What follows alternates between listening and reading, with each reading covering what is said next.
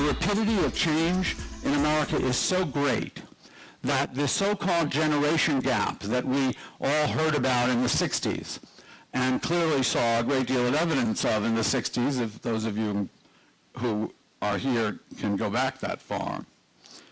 That generation gap implied that the difference in point of view between children and their parents was expanding to the point where there were fewer and fewer commonalities of politics, intellectual points of view, interests. The list is endless, and so the word generation gap was developed. Well, I suggest to you that the generation gap that exists today is so vast in comparison to what it was then.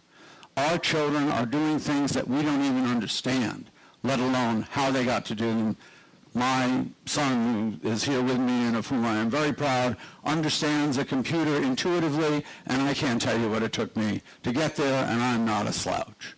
But that is what's happening with our children today. Not because of what they learn in school, but because of what they teach each other. And that's another fundamental need in our educational system that does not exist.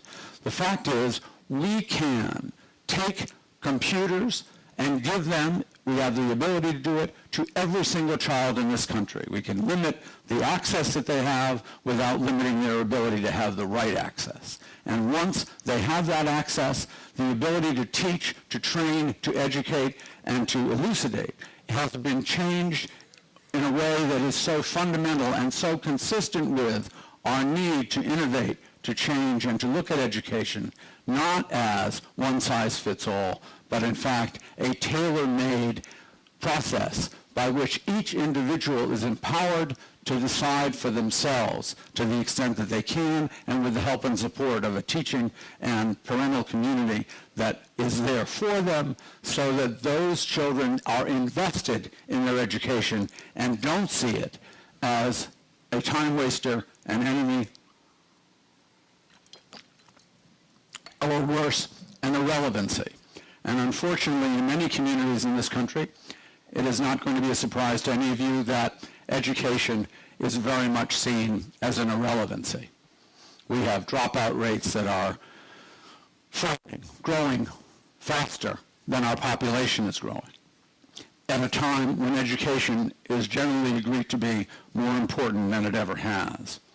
That is not to say that we are not taking some steps to be innovative, charter schools and other things which President-elect Obama has talked about, certainly are steps in the right direction, but having said that, I suggest to you that they are a day late and a dollar short. That until we confront the fact that we are a nation in crisis, not simply educationally, but economically, and that there is a fundamental relationship between these things. Our balance of payments, when I was growing up, was huge in favor of the United States. We, every single year, took in infinitely more money from abroad than we spent abroad. I don't have to tell anyone in this room that that has changed dramatically in the last 35 years. Until now, we have a trade deficit and a balance of payments deficit that is going to ultimately, if it's not turned around, bankrupt this country.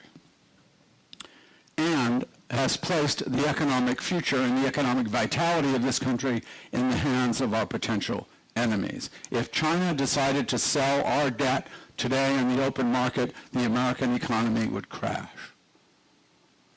Who would have thought 20 years ago that China would control the economic destiny of the United States? And who in this room is comfortable knowing that that, in fact, is true? And the relationship between that truth and what we do with education is absolutely umbilically connected. We are going to change this country, if we do, by changing it from the bottom up, not the top down. And the bottom up is not the economic bottom, it is the educational bottom. Because unless our children are empowered to do all that they can do at the best level that they can, and feel that they have an investment in this country, that they have an investment in our future, that they have a role to play in where this country is going and how it is going to get there, then we are going to lose generation after generation, and we are going to ultimately fail as a nation to be able to compete with the other nations of the world.